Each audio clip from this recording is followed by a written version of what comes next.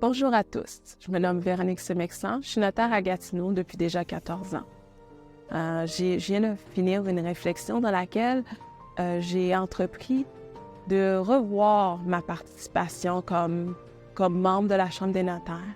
Et ça m'a amené à réfléchir, est-ce que je suis mûre pour le CA de la Chambre des notaires? Donc, j'ai décidé d'y aller pour le tout pour le tout. C'est pour ça que je vous invite à m'appuyer dans ma démarche pour devenir présidente de la Chambre des notaires. Dans cette réflexion, j'ai eu à rencontrer et discuter avec plusieurs notaires de leurs préoccupations. Et leurs préoccupations allaient dans des questions comme la qualité de vie, comme la charge administrative, mais aussi l'image même de la profession et de la Chambre. Quand je pense à qualité de vie, je pense au fait que l'année dernière, on a fait une étude complète sur la santé mentale des notaires. Maintenant, il faut faire la suite. Je pense aussi à la qualité de vie au point de vue de la tarification.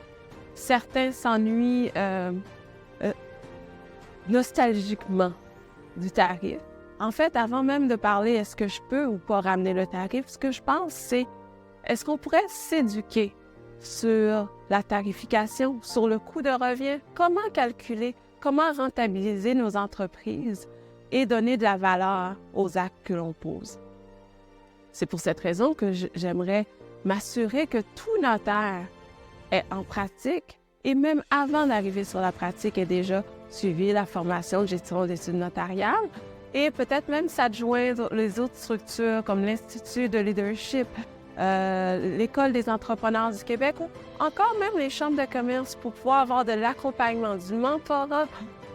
Bref, tout ce qui est nécessaire pour que les notaires aient des pratiques rentables. Donc, la facturation nous appartient. L'isolement, le fait qu'on soit si isolé, donc il faut s'attaquer à ça. Il faut aussi créer des occasions pour les notaires de collaborer, pour les notaires de rencontrer la relève, que la relève aussi puisse rencontrer les notaires qui veulent partir à la retraite et qu'il y ait un accompagnement pour la reprise de ces entreprises-là. Donc, on pourrait créer des partenariats ou créer un partenariat avec la CETEC, Centre de transfert d'entreprises du Québec.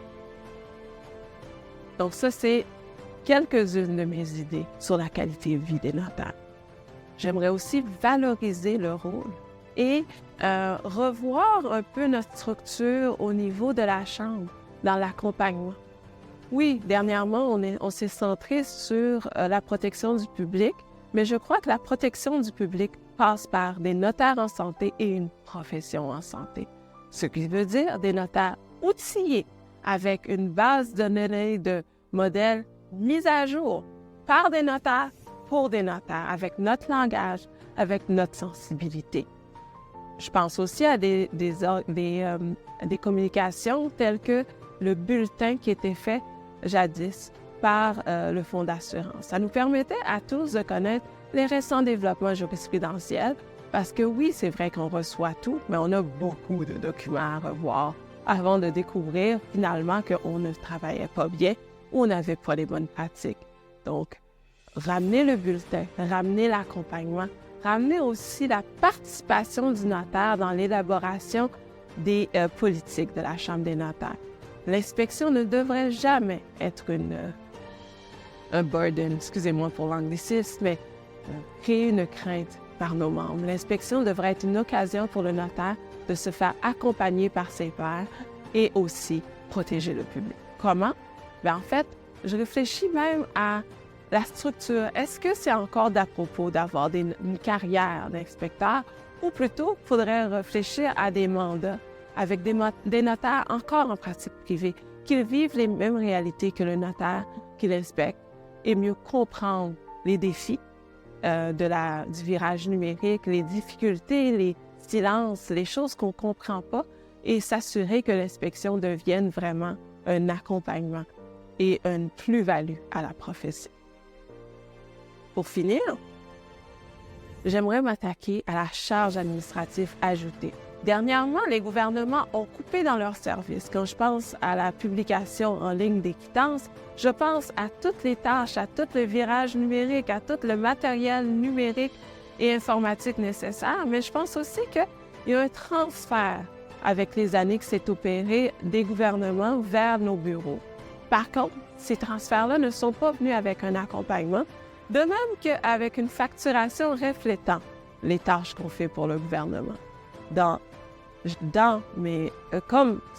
Comme président, j'aimerais discuter de ces défis-là pour un virage numérique qui entend et qui sait qu'est-ce que les notaires ont besoin et qui sont accompagnés.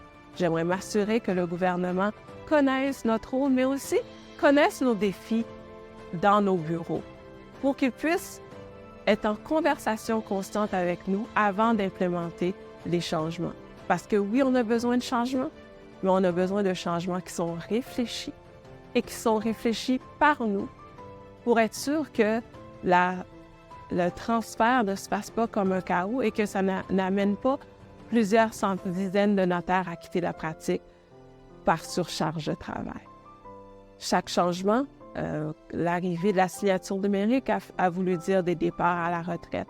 Le virage numérique projeté, certains de mes collègues m'ont fait part de leur désir de potentiellement quitter la pratique. Avec notre problème de rétention de la relève, on ne peut pas se permettre de perdre un notaire et chaque notaire compte. Je vous invite à voter pour moi. Pourquoi? Pour le changement. Pour une pratique et un notariat vivant, des notaires en santé et une profession en santé. Je vous ai déjà dit que je voulais m'attaquer à des sujets comme la qualité de vie des notaires, dont la tarification, l'état de la relève, les charges administratives, mais aussi la structure même de la Chambre des notaires. C'est pour ça que je vous invite à m'appuyer dans cette démarche vers la présidence 2024.